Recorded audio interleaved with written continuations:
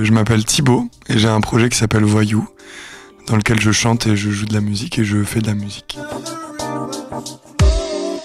C'est une bonne question qu'on m'a posée beaucoup et auquel je n'ai toujours pas de réponse. J'ai décidé de prendre ce nom sans forcément me poser la question. Et après, j'ai inventé tout un tas de raisons pour pouvoir donner des raisons aux gens qui me demandaient. Mais à la base, il n'y a absolument aucune raison. Et vous, j'ai envie de vous dire la vérité. Alors, ce que je maîtrise vraiment bien, c'est la trompette et la basse, la guitare et le piano si je maîtrise pas mal, et la batterie, ça va.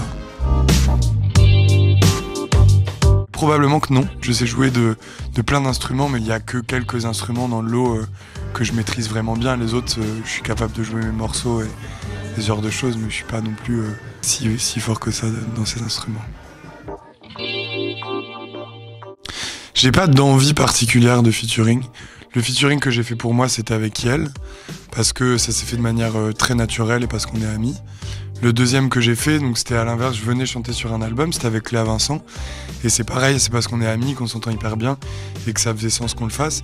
Mais disons que si jamais le truc ne se présente pas de manière naturelle, eh ben ça m'excitera pas spécialement. Donc si jamais il y a un truc qui sort comme ça où je me dis mais c'est vrai que ça fait sens, et ben j'irai. Sinon j'irai pas chercher un featuring comme ça, quoi. J'en ai beaucoup. Je peux autant écouter des pièces de piano éthiopiennes des années 50 que du rap moderne, que de la musique électronique ou de la musique classique ou du jazz ou des musiques africaines ou latines. Donc vraiment ça dépend de ce que mon bon disquaire a à me proposer et de ce que je découvre sur des blogs ou des trucs comme ça, quoi.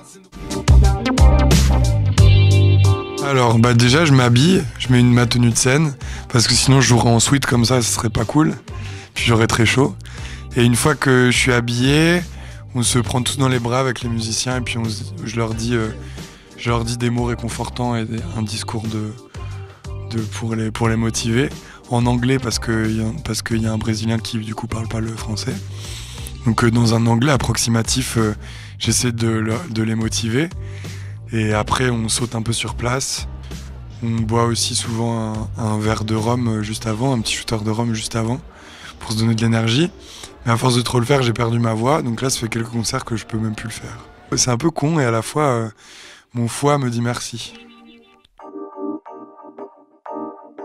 Déjà, une bonne paire de chaussures qui rebondit bien et qui saute haut. Ça, c'est très important. Un bon micro. De préférence un micro sans fil. Moi j'utilise un micro sans fil pour vraiment avoir l'impression d'être Rihanna ou Beyoncé, tu vois. Ça me donne vraiment une prestance particulière.